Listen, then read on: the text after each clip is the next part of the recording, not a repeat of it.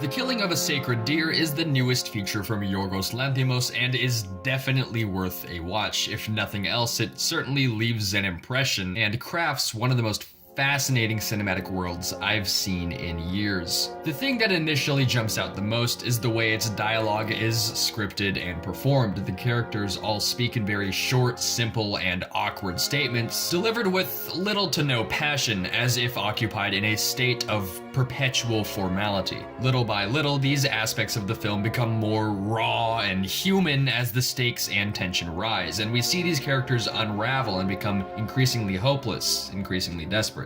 Through this, Lanthimos is able to craft a dystopia of what is seemingly the very world we inhabit, not by making broad changes to larger social structures, but simply through the alteration of human behavior. The cast pulls this concept off amazingly well, by the way, and I'd go so far as to say that Barry Keoghan gives the best performance of the year. There's an outer weakness with even a hint of patheticness to his character that is never lost, even as he becomes a greater force within the film, and it becomes a guessing game as to when and if this outer persona of his is genuine. Nicole Kidman's rigid stoicity is almost on par with this, and Colin Farrell is also really great. There are times where the film kind of contradicts its own rules and the acting becomes a bit too emotive for a given scene, but this only occurs a few times, most of which can be attributed to Raffi Cassidy, who still shines outside of this.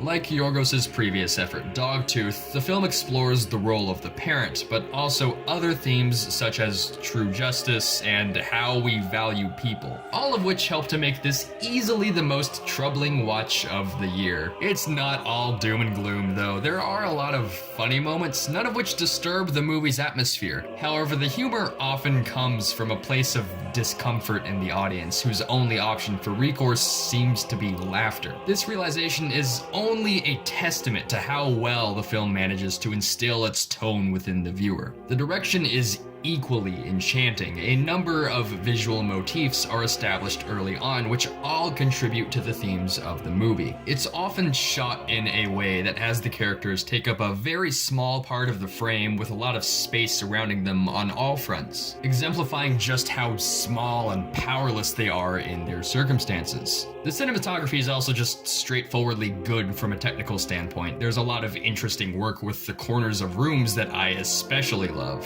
The use of music is infrequent, but when it's on display, it's on display. The soundtrack overpowers the audio and drowns out any conflicting noise, and though said soundtrack is quite simple and not very diverse, it remains highly effective. The plot's unpredictable, it's well-paced, the ending's a tad unsatisfying, but it's nowhere near the point of ruining the experience. Just all around a good time. Do yourself a favor, go see this movie, 8 out of 10, I love it.